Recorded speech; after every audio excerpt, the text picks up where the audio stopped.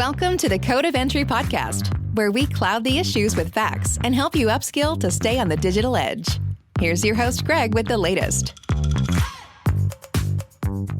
Hey team, Greg here with another Code of Entry podcast, this time joined by John Eubank. So John wasn't able to make it here in the studio, so we're going to do this remotely. John, thanks for coming on. Greg, thanks for having me. Awesome. Interestingly, I've known John for years, and he's a super dynamic guy, so it's hard to keep up with what he's doing. So I think we'll jump on in and get to know you a little bit and maybe how you got to where you are today, and then take a step forward and be like, hey, what's interesting in tech for you? So just to get a foundation for everybody, you got any hobbies or anything? And my hobbies right now are young kids. So I got a 3-year-old, a 2-year-old, and one on the way. And if anybody else has toddlers, full well that they consume all of your spare time. But no better use of my spare time than hanging out with the kids and the family. Previous hobbies were a little of everything. I like to dabble in a lot. Decent hunter, go hunting a lot, deer, waterfowl, water skiing, wakeboarding, name it. I dabbled in it. If it was outdoors, I was having fun doing it. But most of that got hung up, and once the kids get older, I'm looking forward to getting out with them and enjoying those hobbies again. Yep. As a dad of a 17-year-old and a 15-year-old, you have a decade or so to wait. So good luck. But yeah, I understand that. So sleeping is not one of your pastimes right now. So we're in a good phase right now where wife and I are actually getting some sleep, but we're a month out from the newborn. We're 2 weeks out now from the newborn. About to hang up the sleep for a couple months. Yeah, awesome. Yeah, congratulations. And yeah, good luck. Thanks. We're excited for it. Yeah. Third one's the charm. Yep. We replaced ourselves in the population, so 2 was all we needed. But all right, so what else? What's your sign?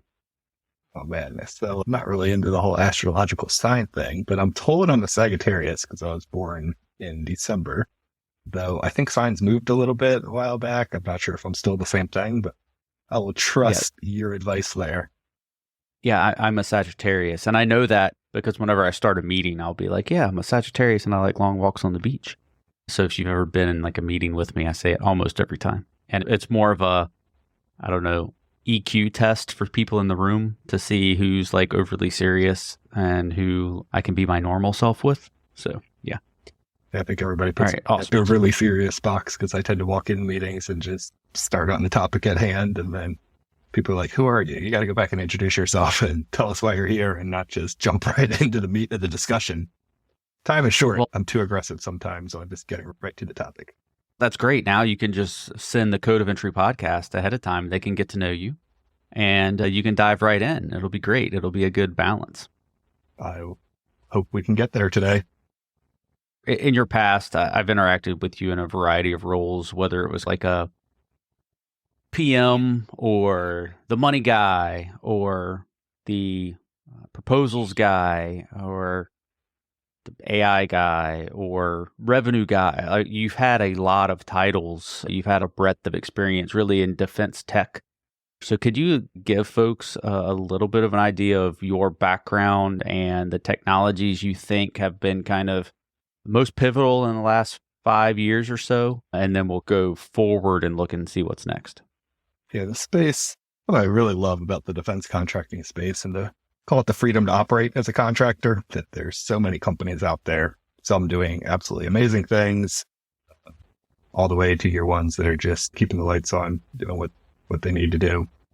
But you really have unlimited opportunities in the government contracting space, especially in the intelligence community, Department of Defense side. I started my career in accounting, got really bored of accounting, and left one day, started looking for other opportunities. Yeah, I realized the accounting field, now this is 15 years ago, hopefully the field's changed a little bit right now, but I came in and I'd done some basic programming growing up and whatnot. So when I started in the job, I wrote SQL and VBA scripting, pretty much scripted out my entire job. So when I came in the morning, I could push a button and within 30 minutes, I would have everything I would need to do for the day done.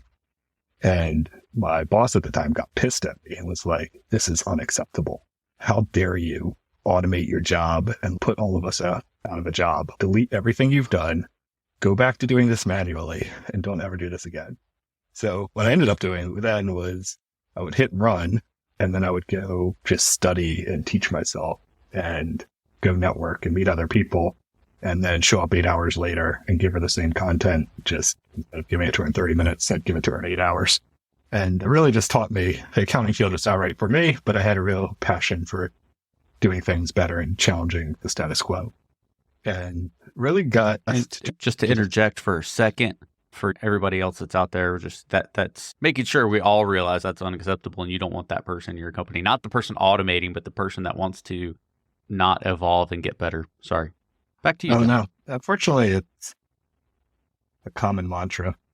Man, a number of times in my career, I've been told I work too hard. I work too many hours. Why are you doing it? You're not retired military. You don't need to do this effort. Like, your operational support, especially when I was in the accounting or PM side, you don't make an impact. Doesn't matter if you do extra hours. Why are you doing this? It's really unfortunate, especially in some of the larger defense contractors, that these mantras are acceptable. And for recent college grads or new entrants in the workforce, the more senior workforce almost preaches it to the younger generation that you shouldn't work extra hours, you shouldn't work harder. And it's job protection for them. They don't want to be challenged. They don't want the next generation to come in and take their jobs. I understand some of that in some of the really large defense contractors that are almost body shops. Anyway, it just wasn't a fit for me at the time. I've learned to appreciate and understand more how some of the big defense contractors work over the years, but being in my young 20s, it was a bit of a turnoff getting some of that pushed down on me. But it motivated me. And so instead of me working less hours, I actually started working more hours because I looked at people that were 70 years old, still working full time, doing just tedious, entering data in Excel all day long, typing things in. I was like, at 70 years old, not what I want to be doing. I want to be running the show, not at an entry-level job at 70 years old, doing the same role for 35, 40 years. Motivated me to get out, look for other jobs, went to a job fair, and that's how I fell into tech, really in general, was working as a project controller, showed up for a large defense contractor, and the PM quit the day I showed up. And they said, hey, we need somebody that's got a finance background, accounting background, understands project management, blah, blah, blah. And out of this room of 80 people, I raised my hand. Well, that's my background. They're like, congratulations, you're deputy PM of this project over here at DISA. And met with the VP, and she laid out the 7 parts of the project. And this is my first day on the job here. And I was showing up to be the project scheduler, project coordinator kind of thing. Suddenly I'm running the whole show. And she lays out the 7 projects, and she says, we have this little thing called RDK at the time, really BDP, like $250K. It's just going to die off. Don't even waste your time worrying about it. We have this other thing called the Joint Incident Management System. It's like the greatest thing ever. Spend all your time on it, grow it out. And so I get into the project, and some of these terms people probably recognize. And within the first week, I'm like, this RDK thing is the coolest thing on this entire project. And you're telling me to kill it. And this GIMS thing that you're so excited about is like hot garbage. It's garbage. We need to, if there's anything we need to kill, it's this GIMS thing. Anyway, 10 years later now, big data platform, rebranded RDK is like just blown away. And I got blessed to be a part of that for almost 10 years, helping roll that out across the community from early 2013 to now. And really got to experience the growth and maturation of a lot of different cycles. I think one of the most interesting thing was 2013, 2014, involved with Paul Stannon, now General Stannon, back earlier in his career. And Paul agreed to let us go to the cloud with an Army prototype of BDP in 2013. And the moment people were competing against us, we had the Cloudera's, the Hortonworks, the other data platforms aggressively coming after us. Even our own company was trying to shut us down because they had some ghost machine work that they thought competed with BDP and didn't want us taking talent to do BDP efforts. But we went to the cloud in 2014, and it was a whole new level of people trying to shut us down. The cloud was basically from the devil. How dare you go to the cloud? This is terrible. It's full of vulnerabilities. The worst decision the DoD can make. DISA who was the client for us at the time, was anti-cloud and went on a multi-year anti-cloud thing and tried to stand up their own cloud. It was pretty crazy at the time. especially now, 10 years later, to look back, how people have these cloud first strategies and it's cloud everything. As an early adopter of the cloud, it was brutal, but it was pretty awesome to get involved, be an AWS partner, come into the DoD in the early years, see the transformation to the cloud provided firsthand. Yeah, I mean, it was interesting. I was having a conversation with a company yesterday that a retired Army colonel works at. And I remember that Army colonel telling me as a major in the Army at the time, what, this thing's in the cloud? Like, it's never going to be safe. I can't believe this in the cloud. And this is years later than you're talking about. This is late 16, early 17, years after that. And still, the cloud's never going to be a thing. I'm pretty sure that the DoD has directed us to go to the cloud. Yeah, they don't know what they're talking about. We don't need to worry about it. Okay, sure. So yeah, but fortunately, we've come a long way there. I don't think there are many folks that argue against the cloud now. Now, you do have a hybrid cloud argument, and I think probably half of the hybrid cloud argument is valid, dependent on adversary actions, disaster response, that kind of stuff. But half of the private cloud argument is people trying to still protect their data centers. But I digress. So you got to go to the cloud. You were working with this on RDK, becoming BDP. And of course, General Stanton, back then, Lieutenant Colonel Stanton's always been forward-leaning and aggressive and revolutionary. No surprise there that he was at the tip of the spear. I think Isaac was with him. Yeah, we had Brosh, Shuchard, Isaac Faber, Stanton in there. Yeah, it was a great crew over the years of really good Army talent that helped drive. You came in, Vince Bonds, a lot of really good. That was just on the Army cyber side. And then we had the PLEIS team that really let us operate in an area where others were trying to shut us down. It did take forward-leaning government, forward-leaning contractors all coming together and allowing something to happen that, man, the aggression was unbelievable at the number and level of people that were SESs out of NSA showing up to meetings saying how terrible the cloud was, how insecure it was, how all these vulnerabilities they identified. It was like, do you cover your eyes every day when you look at your own network? Because maybe you should, that old take the log out of your own eye before you go take the speck out of somebody else's, before you start throwing all these rocks at the cloud. Maybe you should check that DoD network to make sure it's as secure as you say it is. Yeah, I concur. So what was next, right? BDP. Yeah, early days of BDP. Man, it was fun. I miss those days when it was a little 5-person team, doubling, tripling. We grew 400 or 500% a year. Some years, just all hands on deck. 100-hour weeks was the norm. It was fun.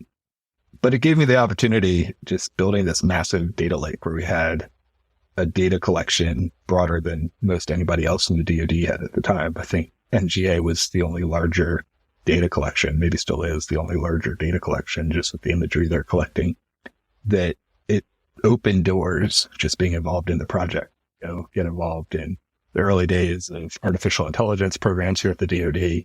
I see some of those bottles that you got on your shelf behind you back when AI was just sprinkled on everything, but was meaningless and really didn't provide value. It was just a marketing buzzword, and to be on stage at NVIDIA's conferences, getting to talk about the work we were doing with BDP, the opportunity from these data lakes to apply AI to it, being up on stage at AWS's government re:Invent, talking about bringing BDP into the cloud, what it provided, the new capabilities we were building, really exposed me early to these new technologies that were coming. I think for a long time, we were all thinking AI was just a buzzword. It's exciting to see how much money has actually flowed into the AI sector, and that from that capital inflow, real capability is now coming out of it, and real capability that impacts everybody in their day-to-day job. Just for me, now I write a ton of white papers and proposals and very sales focused these days, taking new technologies, bringing them into the government spaces and trying to convey the story and the value of those.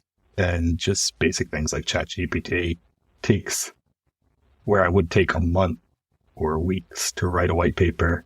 I can now do it in a single day or a couple days, just by feeding it ideas, getting it to refine and work with me from a very collaborative side. Absolutely impressive. And now running a new startup company where I don't have a large team to turn bounce ideas off, being able to bounce them off the chatbots and the AI tools that are out there. No longer needing a graphics artist. I can just have ChatGPT generate the images and graphics. My project scheduling days, almost pointless. You go into ChatGPT and ask it to create you a Gantt chart, plug in the data you need, and print out a gorgeous Gantt chart. Just been playing around with having it build me PowerPoint files and asking it to build my PowerPoints and feeding it prompts to build PowerPoint files and getting 80% solutions out of it in a matter of minutes. It's just absolutely game changer.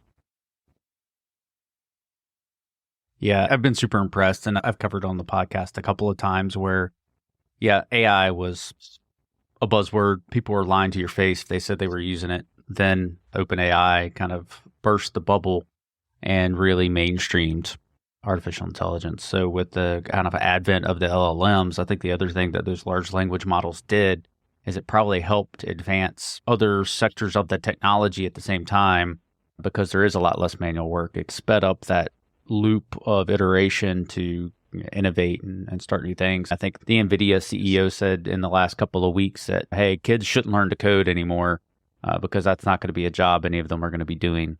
Okay, maybe.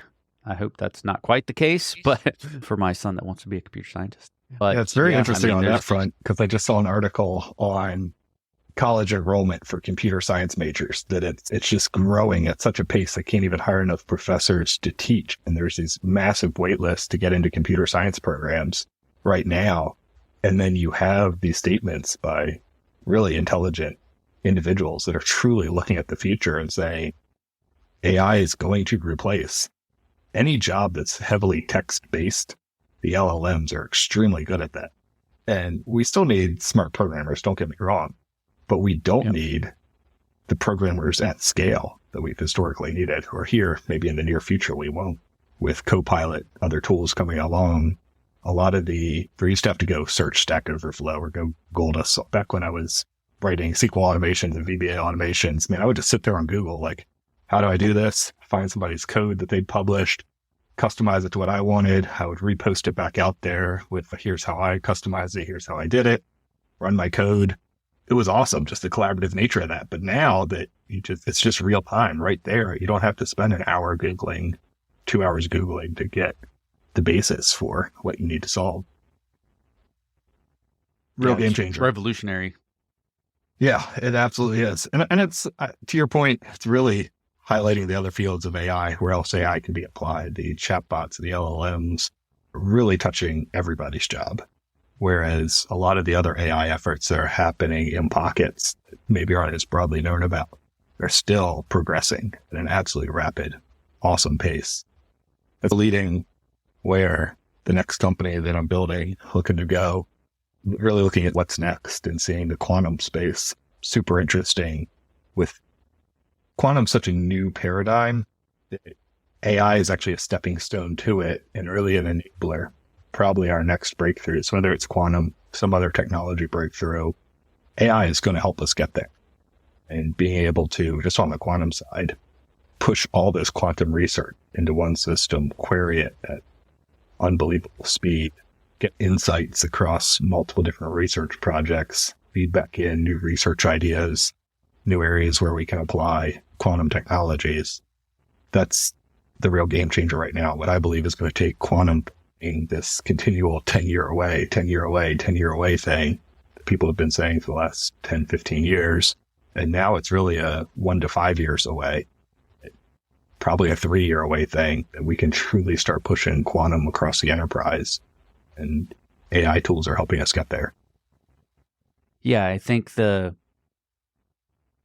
maybe not since the computer / the internet, right? The digitization of society. I think what you saw then is you saw a lot of innovation timelines collapsed, right? And they were accelerated. I think now with the advent and operationalization of AI, you're going to have the projections that were like, oh yeah, this is a 10-year away thing. This is a 20-year away thing. I think they're going to be collapsed significantly, like you're saying. We're like, hey, quantum, there's physics problems that we need to figure out. Guess what?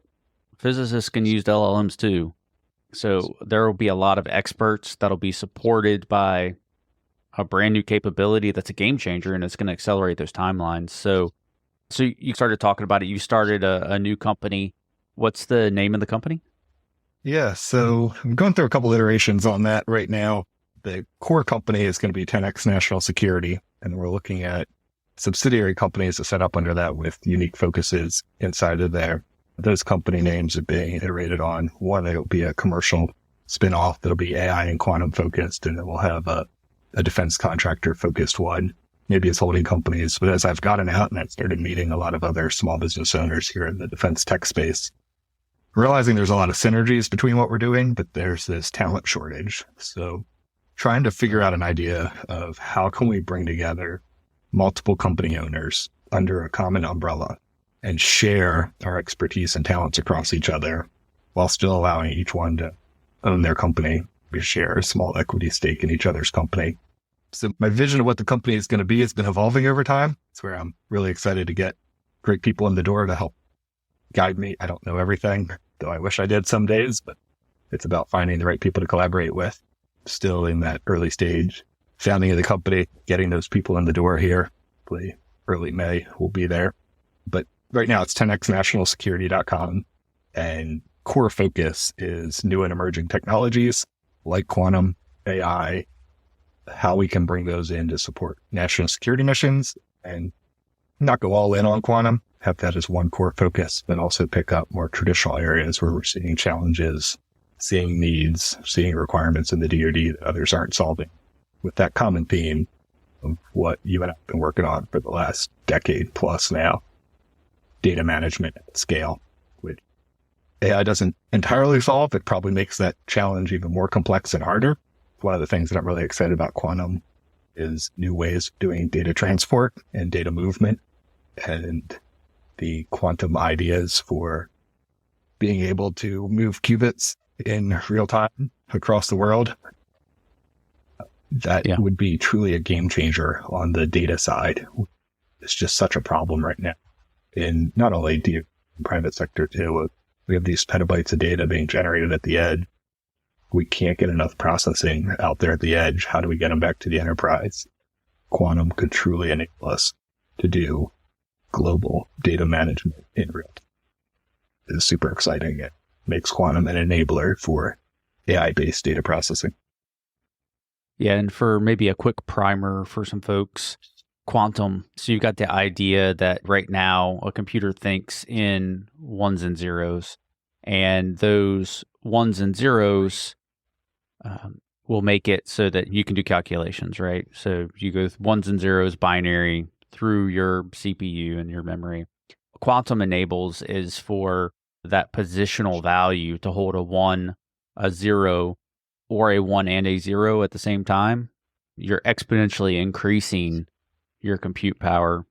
And so that's one way. There's another thing of quantum entanglement where, hey, we can actually entangle two pieces of technology over long distances. And when a change happens on one, it happens on both. So then that happens with, hey, I generate data at the edge. It gets teleported to this other location thanks to, I don't know, physics. I can't explain this part. Physics. And it's automatically at the location, right? There's no network bandwidth issues or anything to worry about. And that'll be ridiculous, right? So whether we're talking about getting data from the edge or just trying to put people on Mars and still being able to communicate, right? That's awesome. Another quick quantum topic is quantum encryption, post-quantum encryption. Recently, Apple has said, hey, iMessage, it's got post-quantum encryption. Okay, great. Because most of our current encryption, right, you've probably seen the charts before if you're anywhere in the IT or security sector, right? That's if your password is so many characters with special characters, it'll take 17 years to crack. Introduce quantum, it'll be like, it will take 30 seconds to crack, right? So you need new forms of encryption. And that's, you got these places where it's, hey, I want to be revolutionary by supporting post-quantum encryption. That's probably a lower bar. Then I want to be able to use qubits and quantum computing to do advanced analytics over huge scales of data with algorithms that might not have scaled before or scale now. That's probably a medium-term target. And then quantum entanglement, that might be way up here. Hopefully it happens. But I think there's some physicists that still have some work to do on that one. So if you watch Big Bang Theory, hopefully Sheldon's hard at work on that one. All right, sorry, my quick primer on quantum. No, you hit on an interesting topic there of quantum encryption too. And just real quick, I highly recommend everybody go check out NSA's page on that before they invest too heavily in any quantum encryption technologies. Very interesting. NSA is saying, hold the horses here. Don't go jump in on this quite yet. There's still a lot of unknowns. There's a lot of risk there. Their opinion is it really opens you up to insider threats. Plus, a lot of marketing buzzword on not clearly defined things, but NSA is prototyping a bunch out, and looking at NSA as like the experts on crypto. Highly recommend following their recommendations here, seeing where they're going. They're trying to roll out their first quantum systems, quantum encryption capabilities in 2025, with a plan that the entire DoD IC will be fully on post-quantum cryptography algorithms by 2035. So, traditional DoD timeline, 10-year rollouts. Just temper what you're hearing in the market on quantum crypto with an understanding NSA still doesn't confidently say it's fully there. And they have a 10-year, really 11-year roadmap before they even fully embrace quantum, post-quantum cryptography algorithms. Yeah, and I think because the current state of quantum is it's still too far in its infancy to be practical in most cases. Sitting here today, you'd be better off taking a workload to the cloud and running it in the cloud and scaling traditionally. But to your point earlier, in the past, we were like, hey, in 10 years, though, it's going to be quantum. We need to be protected in 10 years. I think those assessments are woefully off. And it's probably more in a 3 to 5 year time range with kind of, we used to talk about in the military about these things that happened that were revolutions in military affairs, things that just changed the world. And one of those was gunpowder, right? AI is gunpowder for tech. And we'll see what happens. I think it's going to compress a lot of timelines. And the more capital flowing in, one of the challenges in quantum right now is really just finding those applications. Quantum truly outperforms classical computers. One of those applications I'm super excited for is the data transport challenges. Less of, I'll say, a traditional computation issue and more just a network challenge. Google recently launched with some partners an X Prize, which is a $5 million prize. Those that can come up with real world use cases for quantum computing algorithms and applications. We're seeing it broadly across the DoD. There's CBERs out right now, which are small amounts of money. There's BAAs, other funding sources from the DoD now giving prizes, grants, full contracts to research and develop in this area. So I truly believe the opportunities are coming. It's going to get real sooner than many are thinking. And it's time that a lot of defense contractors really start looking at how do we get quantum ready? And for the broader federal government, how do we start preparing ourselves for the next 3 to 5 years as we move to quantum architectures? Yeah, and it sounds like they reach out to 10xnatsec.com to learn more. Yeah, great spot to get started. I'm excited though, but it's also just the traditional DoD challenges, like simple things, IPv6. We still haven't fully rolled that out across the enterprise. And how long has IPv6 been around? And these mandates that thou shalt use IPv6 inside the DoD still hasn't been done. Still in lab environments testing it out. We may get quantum before we get IPv6, which would be super cool and super interesting to see happen. But at the same time, transformation of the DoD takes a long time. Yeah, I think we were looking at IPv4 exhaustion, and everybody was just like, instead, we're going to start rolling private IP addresses and only have one public IP, and we'll fix it with private IP. So then when it became not an emergency anymore, it just fell off as a topic of interest. But it's a real problem, but we'll get to it eventually, but likely not in the DoD anytime soon. I think it's one of those things that's fallen off as it's not mission critical since we started rolling so many private IPs. But yeah. So we've talked big data platform, data. We've talked a little bit about quantum. Are there any other technologies that you think are super interesting as a next thing? There's so many going on across all sectors right now. The microelectronics industry, you see another huge influx of capital coming into the microelectronics sector right now. This big push to onshore, bring back to the US, microelectronics, manufacturing, fabrication, packaging, the whole gamut. Anywhere I see these massive inflows of capital or government invested, I see transformation happening and amazing opportunities to innovate and new tech going to come out of it. So I won't say I'm an expert on microelectronics. If anything, I'm far from understanding that sector. I probably understand quantum more than I understand what's happening at the microelectronics level and the research and development innovation happening there. But it's another area that I'm starting to invest more time, energy into, and looking at what can be innovated in the microelectronics. What was it? It was Intel and the Biden administration. It's an $8.5 billion agreement to onshore silicon. Yeah. Yeah, it's pretty amazing. And specifically for space applications, all these broad fields, you really got to narrow down, pick out your niche where you're really interested. Just the evolution of space and the capabilities as we shrink the satellites down and the other space-based systems get with improvements. The microelectronics manufacturing area, just lower and lower power, more efficient chips and hardware capabilities that we can send more powerful applications into the space environment, or even the human research side that comes out of that, of being able to embed microelectronics into the human body and the interactions between us, microelectronic based capabilities. I'm super excited for the future and seeing this investment, the breakthroughs that are going to happen both in human health and also space applications are two of my interest areas there. Yeah, I wish my quantum understanding was a little bit better, a little bit deeper, because I have this like research idea I'm really interested by, and it's what about, space-based quantum? Because one of the principles is you need to get towards absolute zero so that the chip has quantum properties, and there's some other ways to get towards quantum now, but that seems to be the most efficient / traditional physics-based. So you're going to talk quantum entanglement. If we could get space-based cooling, it would be easier to maintain the temperatures and isolate the chips. And then if you throw in quantum entanglement, it'd be very easy to get the data to those for processing.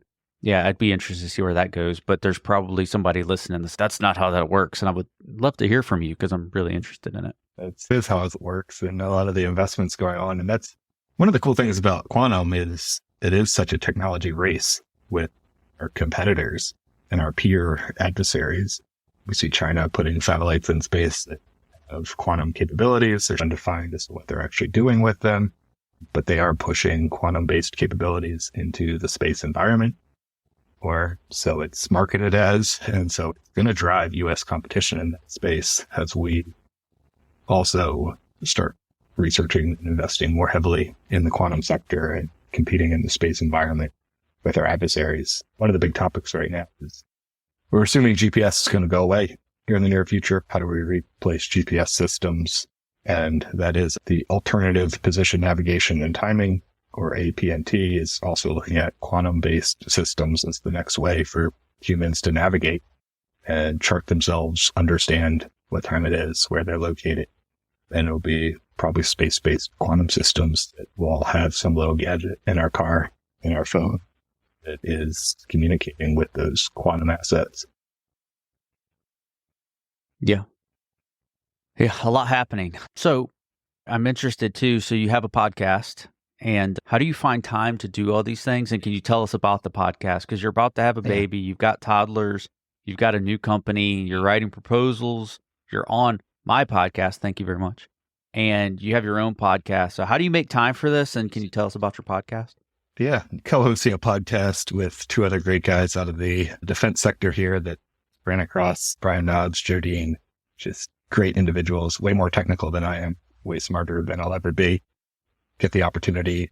And the Research and Greatness podcast, we really host other individuals somewhere on their path, learn about what they're doing, where they're going, what value they're bringing, what their companies are doing. And it's intended to be a knowledge sharing opportunity with our audience where they can listen in, pick up advice on running a business, scaling technology, building new technologies, primarily defense tech related, but covering general technology, general business areas too. So definitely check us out. Right now, best way to find us is on Spotify or YouTube, Research and Greatness. or researchinggreatness.com. If you want to hit our website, get a link there. We're also on LinkedIn. And if anybody wants to be on that show, we're always looking for new people to host. But how do I find the time? That hits on that health topic that I was talking about previously. Is I've always been go. That's just my mentality ever since probably high school. I grew up really poor. And so I'm just motivated to not have that life. And I want a life to give to my kids, to give to future generations, where every week we're not deciding whether we can pay the bills or not. That's not a thought anymore. I really want to motivate my kids to go out and change the world and not have to think about, can I pay my bills today or not? So that drives me a lot, but it also means I need to live for a while. I need to take care of my health. COVID happened.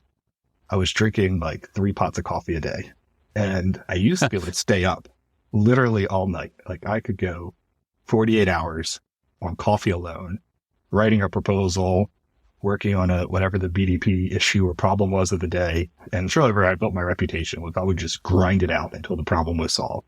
And it was like, you just give John pots of coffee, give him a problem, he will get it done. And somewhere over COVID, like my body just started rejecting coffee. It was like, you're done.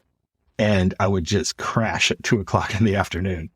And it was like a block to everything I've been accomplishing. I was like, I've got to figure out how to solve this. So I just started researching supplements to take, started reaching out to people, and I've gotten on a supplement plan now and done blood tests, DNA tests, all this stuff to figure out what supplements I need to take. And man, get them back on track. That really enables getting an ungodly amount of stuff done in a single day. It's like you're in the zone, on the right supplements, you're working out every day, your body's motivated. You get so much time back, and I do 8 hours with my kids, spend 8 hours doing work, spend 6-7 hours sleeping. I still find time to get a workout in, and I'm early morning, not super early, 10 a.m. right now. I'm jazzed up. I'm ready to hit this day, rock it out. And found that just getting the right mental state is unbelievable what you can accomplish. And when you think you're running out of time, you suddenly find so much more time in the day if you're just more alert, more present, and taking care of your personal health.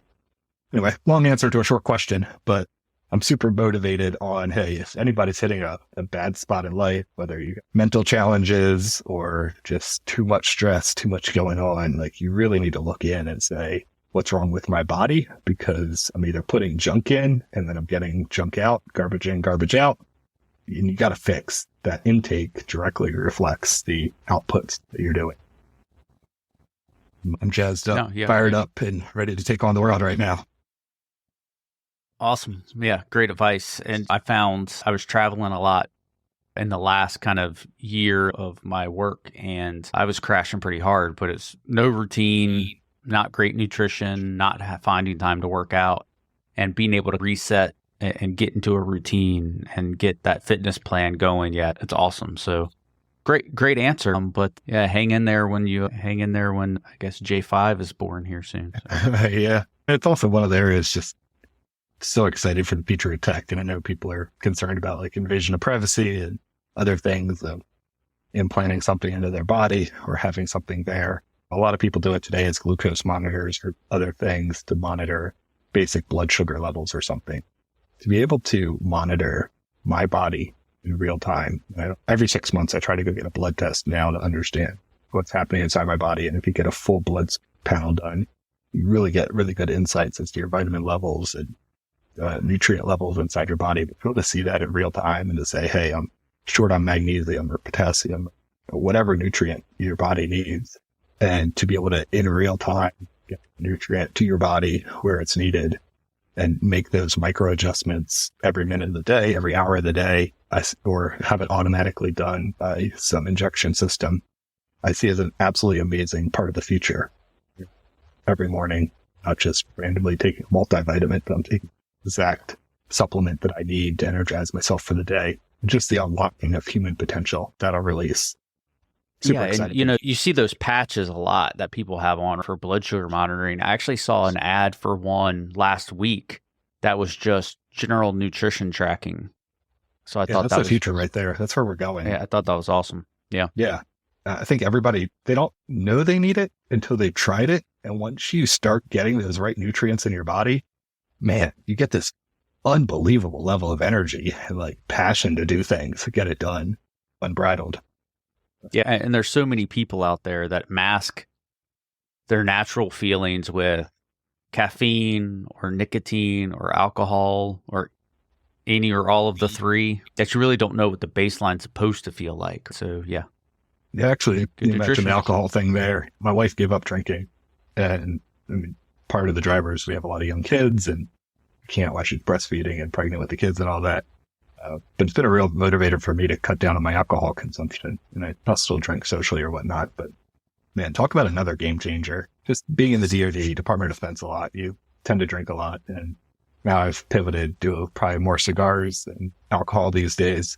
Probably way more cigars than I should. But cutting down on the alcohol consumption while also fixing the supplements and nutrients coming in, that's just another absolute game changer. I might go a month, 2 months without even a drink. And man, it's sort of interesting to see how the human body responds and things I didn't even realize of alcohol consumption impacting me in my day-to-day job, that now my job performance is off the charts. And maybe not entirely from cutting back on the drinking, but definitely seeing some value out of it. Yeah, and it's funny, we're sitting here on a tech podcast talking about nutrition, but in our community, caffeine is a god. I think it's very relevant to listeners to be like, hey, your nutrition matters, your health matters, taking time for yourself matters. Just like data into a data processing system, garbage in is garbage out. You know, what you put in your body affects your ability to perform. So I appreciate us taking that angle for a little while. Yeah, and I'm a huge advocate for that right now. I think when you truly get down to innovating and when you want to solve a problem, to focus on a problem for a long time, you've got to be in the right state of mind. You've got to be feeding your body the right content to energize and produce the output you want. And to our earlier points on AI accelerating things, I think you can accelerate the human body and your mental performance. You can take something that will take you weeks, months, and just shrink that down. Why not do it? And I love applying that in here in the tech sector, especially as I build this new company. Hopefully find some great partners, can afford to get involved with you and Carrie and some others in this new endeavor. It's one of the parts I want to put in place for the company is we're going to pay for people's supplements. We're going to help them on their nutrition, dietary journeys. And it's a core focus of the company that not only do I want you to show up and work every day, but I want you working at your peak performance, and I'm going to help you get there. And if that's personal trainers, be paid for by the company, and it'll reduce your health bills long term, make it a more enjoyable place to work.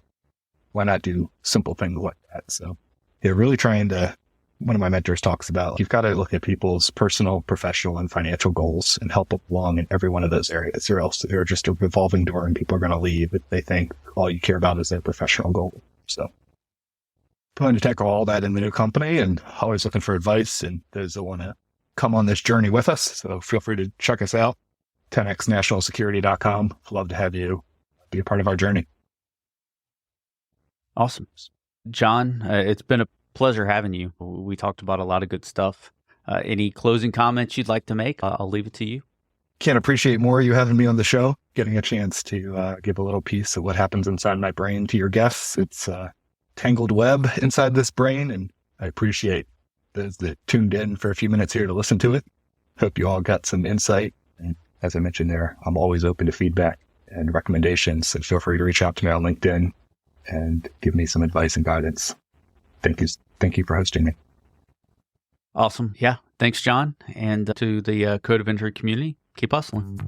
Thanks for listening. Find us on social media at Code of Entry and online at codeofentry.com. Check back for new episodes or join the team by signing up for notifications. Until next time, keep hustling.